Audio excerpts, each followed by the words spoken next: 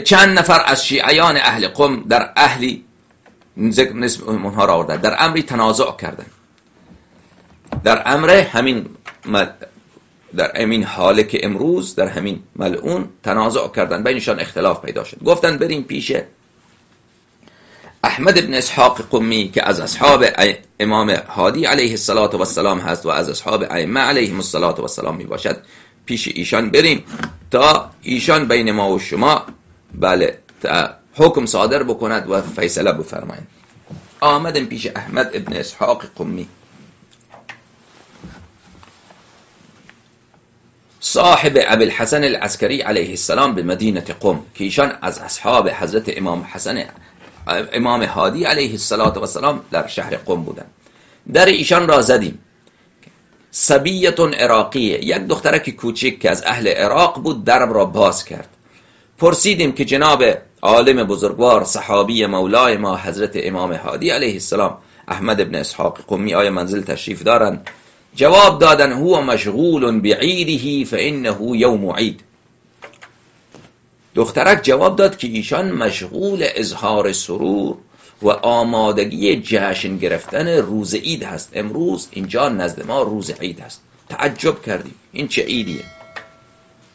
تعجب کردیم، گفتیم سبحان الله، عید شیعیان را که ما میدانیم عید اضحی هست، عید فطر هست، روز غدیر هست و روز جمعه، این روزها اینها اعیاد هست. روز 9 ربیع به چه مناسبت عید ما این را نمیدانیم؟ قالت، اون دخترک جواب داد فان احمد بن اسحاق یروی عن سیده ابی الحسن علیه السلام، ابی الحسن علی بن محمد العسکری علیهم السلام ان هذا اليوم هو یوم عید. دخترک جواب دادن که مولای ما جناب احمد بن اسحاق قمی از سیدشان و مولایشان امام هادی علیه السلام روایت میکنن که امروز روز عیده و هو افضل الاعیاد عند اهل البیت علیهم السلام و عند موالیهم، و امروز از بهترین عیدها، از بهترین روزهای شادمانی و اظهار سرور برای شیعیان اهل بیت و برای خود اهل بیت، برای زهرای اطهر، برای صدیقه طاهره سلام الله علیها، برای امیر المؤمنین علیه السلام، برای رسول خدا صلی الله علیه و سلم، از برای امام مجتبی علیه السلام، از برای امام سید الشهدا علیه السلام، از برای امام زین العابدین علیه السلام تا حضرت امام عصر علیه السلام. از بهترین ایام خوشی اینها در سال این روزه. قلنا فاستأذنی لنا بالدخول علیه، و اون دخترک عرض کردیم که برید شما به ایشان بگید که ما آمدیم، مهمان آمدیم، به ما راه بدن. ایشان رفتن و ما را داخل برد، خبر دادن به ایشان که مهمانای شما آمده. دیدیم که احمد بن اسحاق قمی، این صحابی بزرگ و فقیه و محدث بزرگ شیعه، وارد شدن در حالی که معتذر بمعذر له محتبا بمعتذر له محتبا بکسائه یمسح وجهه.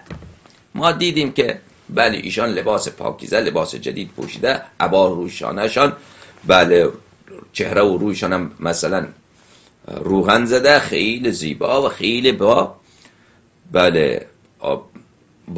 آرایش و با زینت ایشان بیرون آمدن. فانکرنا ذلك علیه، ما تعجب کردیم، فرمودن لا علیکما فانی کنت اغتسلت للعید. ما گفتیم که ما نفهمیدیم وجه کار ایشان را. گفتن که شما شما تعجب نکنید، من امروز غسل کرده بودم برای غسل امروز، که امروز روز عید هست، غسل کردم. گفتم امروز روز عیده. فرمود و اون روز 9 از شهر ربیع الاول، از ماه ربیع الاول بود. آمدیم، وارد منزل شدیم، ایشان ما را روی اون جایگاهی که مهمان ها می نشستند نشاندن و بعد فرمودن، یک روزی فرمودن که من رفتم پیش مولایم حضرت امام هادی علیه السلام، امام 9 شیعیان،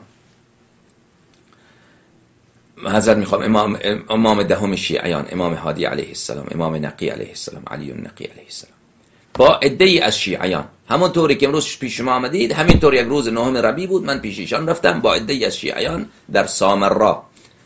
از ایشان اذن دخول خواستیم و بر ایشان وارد شدیم. روز همچین روزی بود و هو یوم التاسع من شهر ربیع الاول، روز نهم بود. و ما دیدیم که سید ما حضرت امام هادی النقی علیه السلام تمام خدام خود را، تمام اهل خانه را امر کرده بودند که همگی باید بهترین لباسهای نو، لباسهای جدید، لباسهای پاکیزه بپوشند. و در پیش روی امام ما علیه السلام مجمره بود که در اون مجمره خود امام علیه السلام عود را آتش میکرد. عود سابق، زمانهای سابق دوستان عزیز، در اعیاد، در محفلها بوی خوش، برای بوی خوش چیکار میکردن؟ مقداری عود را روی آتش میگذاشتن که این دود بکنه و دود این که بوی خیلی خوب دارد پخش بشود و اون ظرفش را مجمر میگفتند. این مجمر در مقابل حضرت بود و با دستان مبارک خود عود را بله اونجا روی آتش میگرفت که بوی خوشش خانه را معطر بسازد. قلنا بآبائنا انت و امهاتنا یا ابن رسول الله، عرض کردیم پدران ما، مادران ما فدای شما ای فرزند رسول خدا صلی الله علیه و آله و سلم. ای امام هادی، هل تجدد لأهل البیت علیهم السلام فی هذا اليوم فرح؟ عرض کردیم که آیا در همچین روزی برای اهل بیت علیهم السلام روز تجدید خوشی هست؟ شما در همچین روز اظهار سرور میکنید، روز نهم ربیع. قال و ای یوم اعظم حرمتا عند اهل البیت علیهم السلام من هذا اليوم؟ مولای ما امام دهم، امام هادی، امام علی النقی علیه السلام فرمودند که کدام روز نزد اهل بیت علیهم السلام حرمتش از این روز بالاتر هست؟ چه روز عظیمی هست امروز، شما نمیدانید روز همچین روز عظیمی هست. ولقد حدثنی ابی علیه السلام، فرمودن که پدر بزرگوار من حضرت امام جواد علیه السلام، حضرت امام علی التقی علیه السلام، امام نهم علیه السلام به من روایت فرمودن از پدرشان رسول، بله از رسول خدا از جدشان رسول خدا صلی الله علیه و آله و سلم، که حذیفه یمان همچین روزی بر رسول خدا صلی الله علیه و آله و سلم وارد شدند و اون روز نهم از شهر ربیع الاول بود. قال حذیفه یمان گفتند دیدم که امیرالمؤمنین علیه السلام با دو فرزندشان حضرت امام مجتبی علیه السلام و حضرت امام سید الشهدا علیه السلام نشستند با رسول خدا صلی الله علیه و آله و سلم و غذا نوش جان میکنند و نگاه کردند دیدم رسول خدا صلی الله علیه و آله و سلم خیلی متبسم هستند. تبسم زینت لبان نورانی رسول خدا صلی الله علیه و آله و سلم. گهی به امیرالمؤمنین علیه السلام نگاه میکنند تبسم میفرمایند، به امام مجتبی علیه السلام نگاه میفرمایند تبسم میکنند، به سید الشهدا علیه السلام نگاه میکنند تبسم میفرمایند. و یقول لولدیه الحسن والحسین علیهم السلام، و با تبسم، با سرور، با خوشحالی خطاب میکنند به دو فرزندشان امام مجتبی علیه السلام و سید الشهدا علیه السلام. چی میفرمایند؟ کلا غذا نوش جان کنید دو آقازاده، هنیئا لکما، نوش جان شما، غذا نوش جان شما، به برکت هذا اليوم، به برکت امروز روز نهم ربیع. فإنه اليوم الذي يهلك الله فيه عدوه وعدو جدكما. همین امروز روز نهم ربیع روزی است که در همچین روزی خداوند متعال دشمنش را و دشمن جد شما را هلاک می‌کند. و یستجیب فیه دعاء امکما، و در همین چین روزی هست که خداوند متعال نفرین مادر شما را در حق اون عدوش و دشمنش و دشمن جدش و دشمن جد شما مستجاب می‌فرماید. کلا نوش جان بفرمایید، فانه اليوم الذي يقبل الله فيه اعمال شیعتكما و محبیکما. نوش جان کنید که امروز روزی است که خداوند متعال در همچین روزی اعمال شیعیان شما و محبین شما را خداوند قبول می‌فرماید. کلا نوش جان بفرمایید دو نور عین من، فانه اليوم الذي يصدق فيه قول الله تعالى فتلك بيوتهم خاویه بما ظلموا. بله در همچین روزی هست که خداوند متعال این آیتش مصداق پیدا می کند که چیست؟ اونها خانه هایی هست که این خانه ها خراب هست به سبب این که اهل این خانه ظالم بودن. امروز روزی هست که خانه ظالمین خراب می شود. الله کلا نوش جان بفرمایید فانه اليوم الذي يتكسر فيه شوكة مبغض جدكما. نوش جان بفرمایید که این روزی هست که روزگار میگذرد، زمانی می آید که در همچین روزی که جد شما یک دشمنی دارد، این دشمن جد شما خیلی صاحب احترام می شود بین مردم، صاحب شوکت می شود، مغرور می شود. اما یک مجاهد خدا در همچین روز پیدا می شود که بله با تیغ دو سره، بله از مقعدش تا نافش، از مقعدش تا نافش یک سوراخ بزرگ برایش درست میکند. کلا در همچین روزی هست که دشمن جد شما بله فلان جایش پاره می شود. کلا فانه یوم یفقد فیه فرعون اهل بیتی و ظالمهم و غاصب حقهم فانه یوم یفقد فیه. نوش جان بکنید این روز همچین روزی هست که فرعون اهل بیت، کسی که به اهل بیت من مانند فرعون ظلم میکنند و ظالم آنها و غاصب حق آنها در همچین روزی بله به جهنم فرستاده می شود. کلا فانه اليوم الذي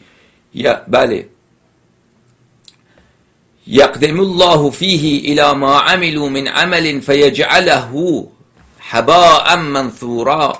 نوش جان بکنید این روز همچین روزی هست که دشمنان اهل بیت علیهم السلام هرچی اعمال کرده اند در همچین روزی که وقتی بر خدا وارد می شود اعمال اینها باطل، بی ارزش، هیچ مانند خاکستر ارزش نداره، همچین بی ارزش.